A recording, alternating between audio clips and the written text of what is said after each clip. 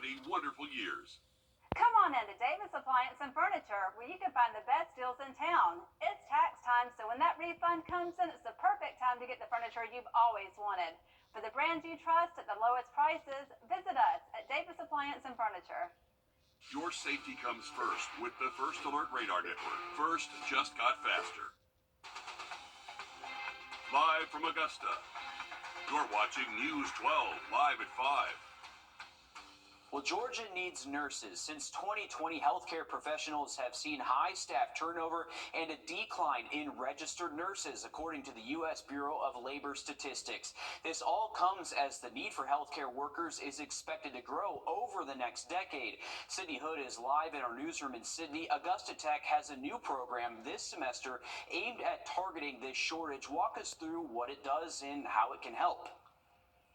It's a 12-month, 3-semester program. It's designed to make that transition from LPN to RN easier and also help with the RN shortage here. The nursing department chair with Augusta Tech told us that up until January, there was no LPN to RN bridge program in Augusta. The closest one, she said, was at Aiken Tech. So a lot of what we're seeing here locally is the struggle to get these nurses straight out of school to stay here. We checked in with some of our local hospitals to see how they were doing, and Doctors Hospital says since 2022, they've increased their RN staff by 10%. Wellstar says their RN turnover rates are improving as well. Definitely fair to say a first of its kind to the Augusta area. The majority of the students that we have right now are Augusta grown students. So that means they either came here to Augusta Tech for their LPN or they are currently living here. And so we're going to be able to put them right back here in the community. The end goal is to train these students local, keep them local, and shrink that nursing shortage. We'll show you how this program could be a help not only to nurses, but also patients at News 12 at 6 o'clock. An important program filling some important jobs here in the CSRA. Thanks, Sydney, for staying on top of that issue for us. Switching gears to weather now as we take a live look out. It's about 10 minutes. All right, thanks, Riley. A big showing of love and support today for a Georgia trooper killed while investigating a deadly crash. Trooper First Class Chase Redner was just 31 years old when authorities say he was hit and killed by a vehicle in Clayton County last week. Today, a procession of officers escorted his casket to his funeral service.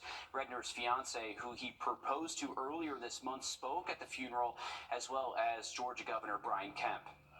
I hope you all know, as his brothers, how he truly loved each and every one of you. And I want to thank you for the part you played in his life. Today we're confronted by grief that is the cost it brings to all those who know and love a fallen hero like Trooper Chase Redner.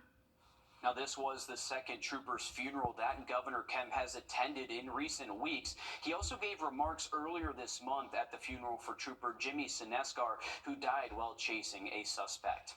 As we speak, Fulton County is fighting a ransomware attack that's holding sensitive information hostage. A multinational gang is threatening to release that information if county officials don't pay the ransom. Officials believe citizens' personal data may have been leaked, but say they have a plan in place if it's released. But that does not include paying the ransom.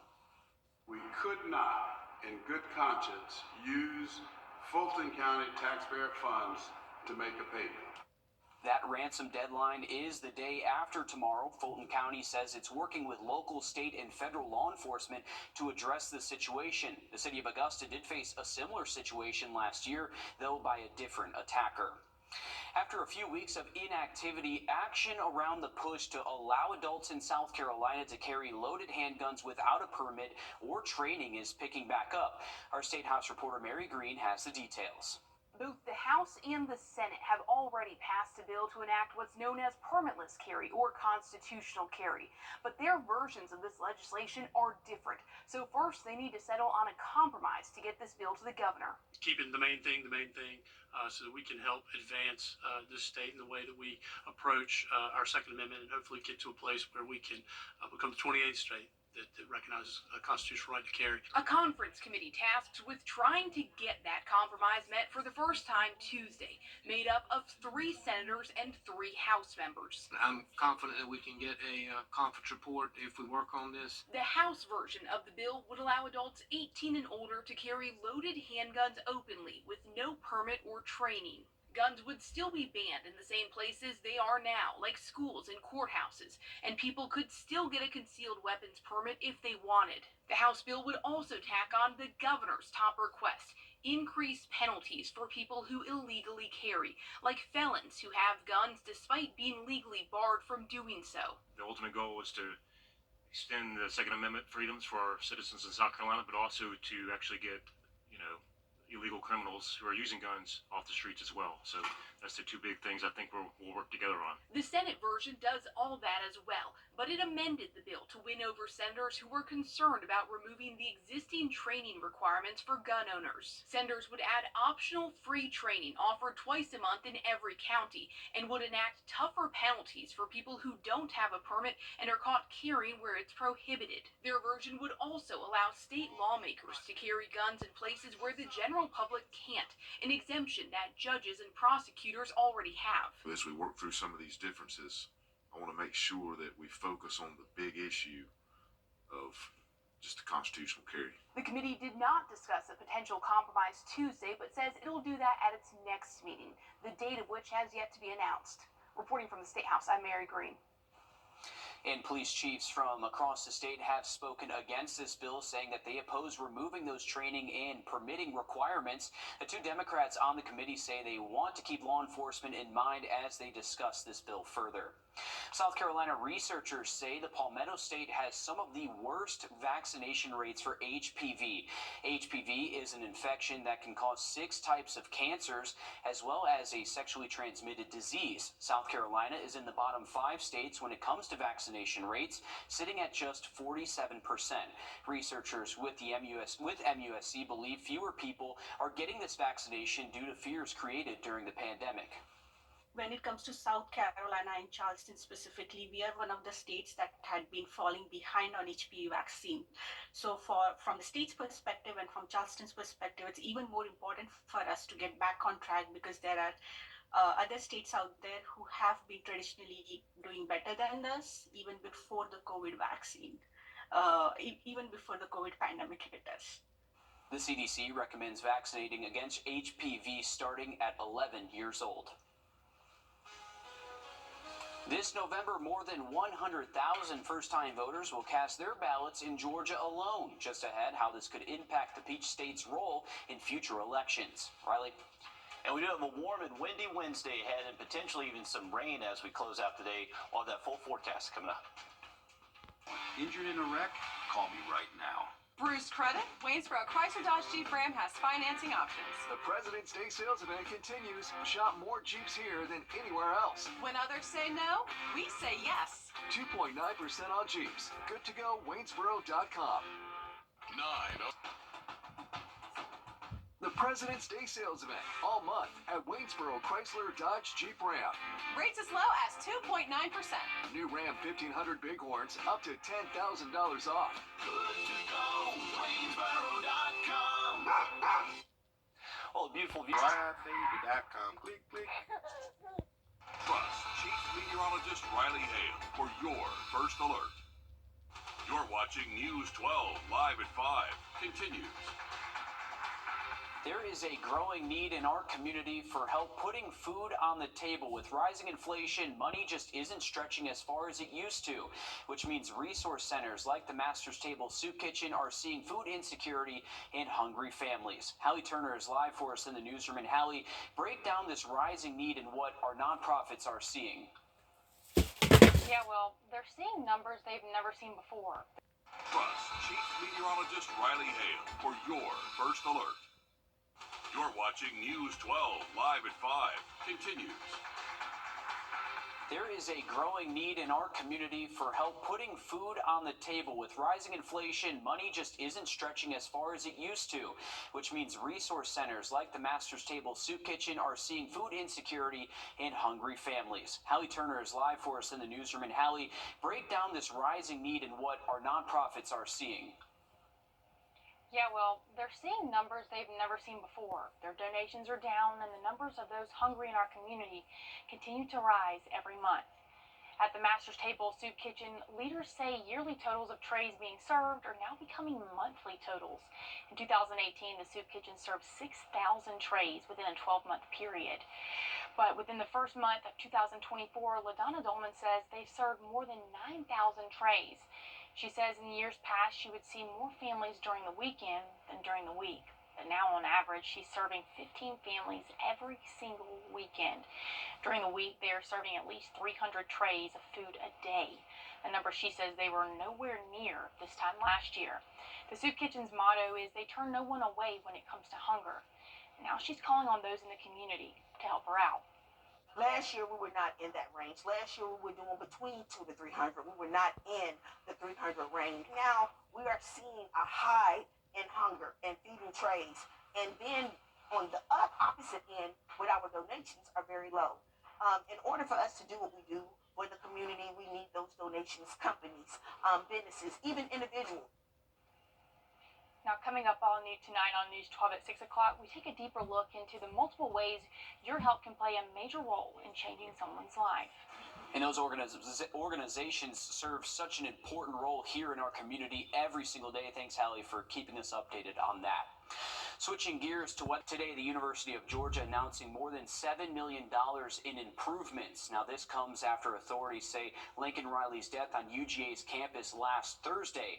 Part of that money will go towards adding call boxes, which the campus previously uninstalled in the early 2000s. The university is also increasing the campus police budget by 20%. A deadly crash out of Aiken County last night, killing a man on an electric scooter. The coroner says it happened just before 9 on Escaga Lake Road at Old Powerhouse Road. They say 38-year-old Oscar King was riding out on the scooter heading south when he was hit by a pickup truck. King was taken to a nearby hospital but later died from his injuries. The Richmond County Sheriff's Office is looking for a 35-year-old man who was last seen on Sunday. Deputies say Joshua Brown was last seen on Herbert Lane at around 6:30 p.m. If you have seen him, call deputies. The future of the 5th Street Marina still. We're getting a better look at the $8.6 million in renovations for Aquinas High School. The athletic facilities upgrades are starting to take shape, as you can see here on your screen. This includes a new football stadium, concession stands, and athletic training room, as well as a new baseball stadium. Soon, crews will finish adding turf for the football fields. And all new on News 12 at 6 o'clock, our Alyssa Lyons dives deeper into what these renovations will mean moving forward.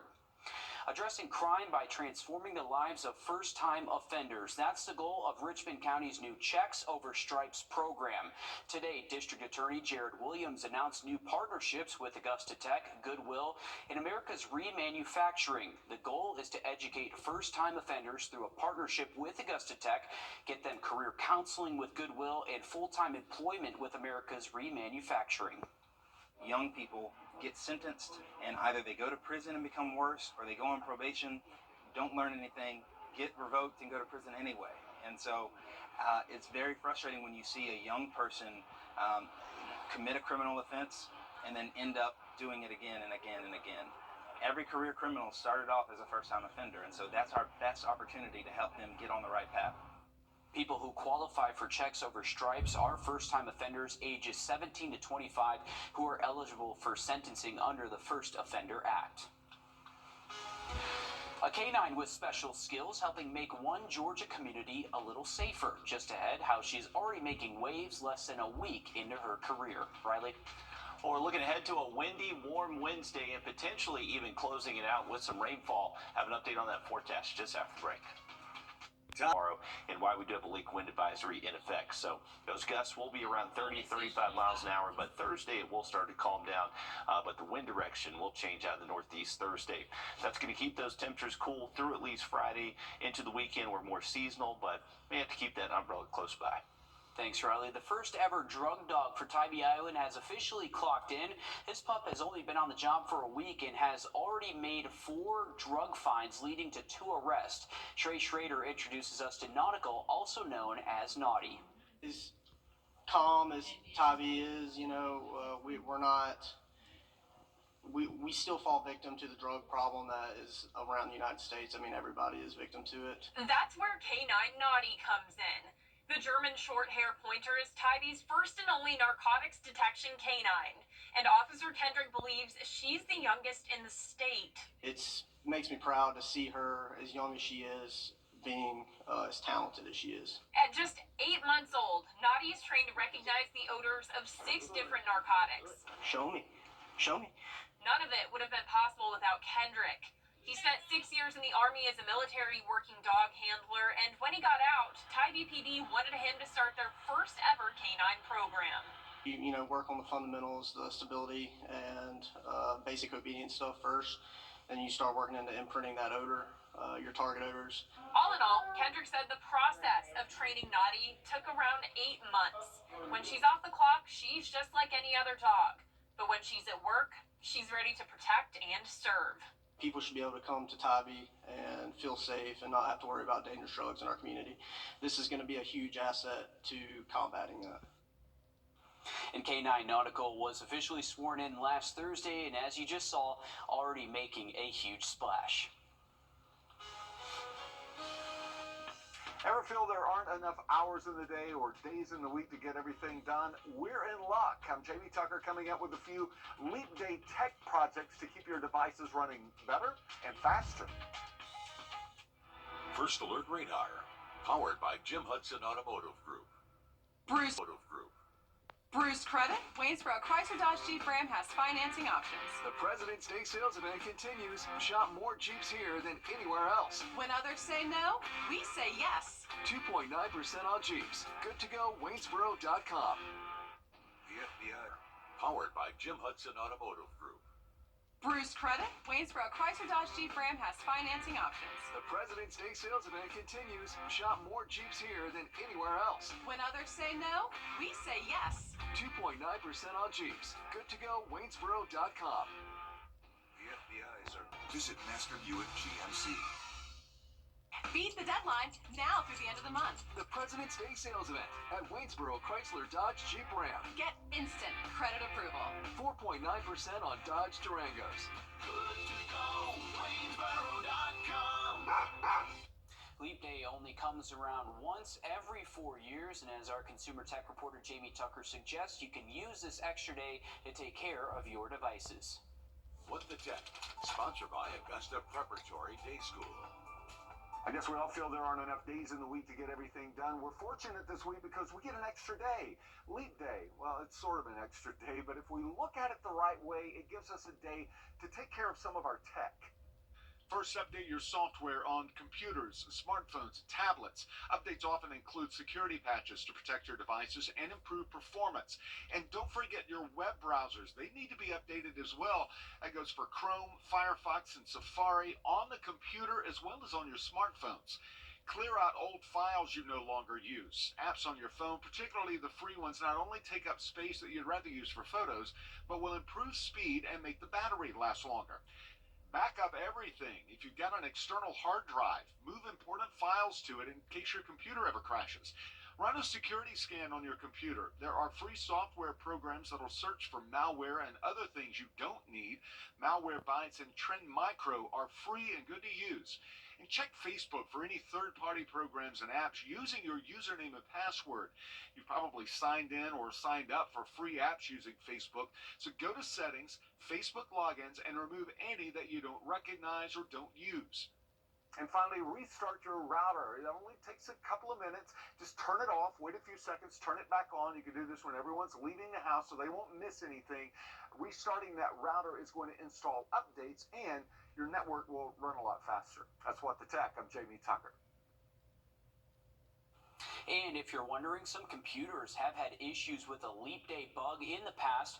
Last time there were reports of hotel computers having problems with room keys, and some airports had minor issues when computers could not process the extra day. The first ever PGA of children in the Myrtle Beach area. The Myrtle Beach Classic tees off from May 9th to the 12th at the Dunes Gold and Beach Club as part of the PGA Tour's FedEx Cup schedule. 4 of our local Georgia girls basketball teams are still standing in the state playoffs, and they're all playing tonight, and they're in action in their state quarterfinals. The boys are hitting the court tomorrow night, and as our sports director Dan Booth joins us to show us the latest on the Butler boys team. This playoff run has been anything but easy for the Butler boys basketball team. After coming up short in their region tournament, the Bulldogs have had to play all of their postseason games on the road.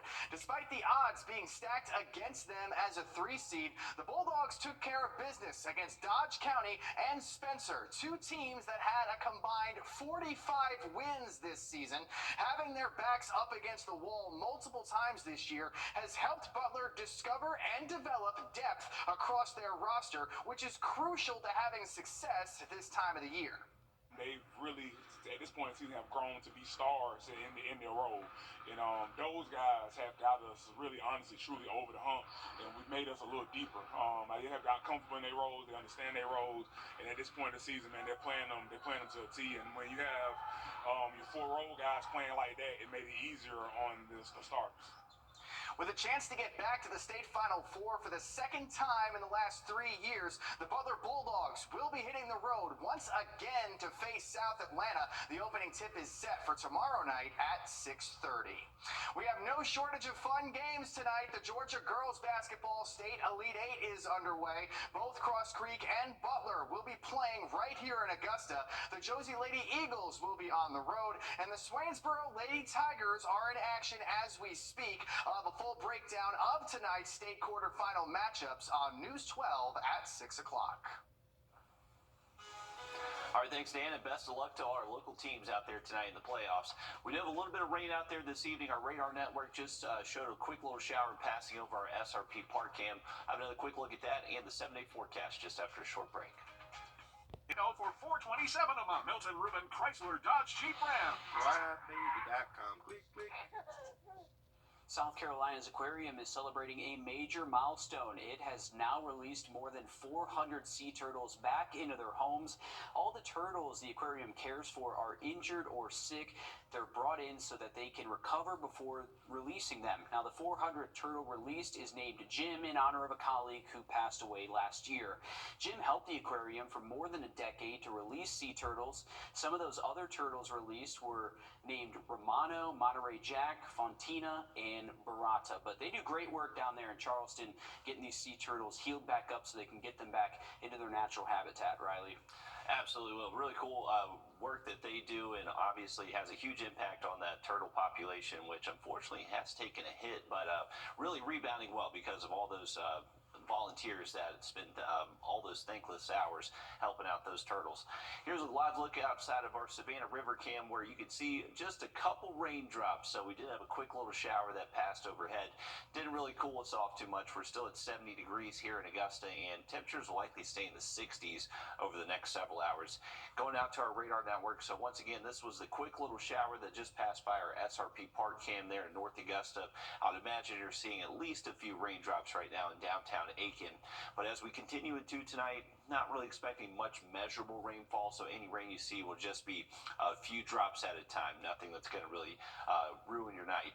Once we get to tomorrow morning, we're going to wake up upper 50s, low 60s. We should stay dry most of our Wednesday until we get close to sunset. That's when we're expecting this quick line of showers to pass through. Remember, it is going to be windy tomorrow. We have a lake wind advisory in effect, but by Thursday, winds will calm down. It's going to be much cooler as well. We could actually see the 30s in a few of our northern counties waking up early Thursday morning. So temperatures will drop again to end off the work week, and then to the weekend, we start to feel more seasonal again. And we're hearing of a large police presence in North Augusta. We're working to learn more about what that situation is. We do have a crew on the way there, and we'll keep you updated. Coming up all new on News 12 at 6 o'clock. Introducing the first alert.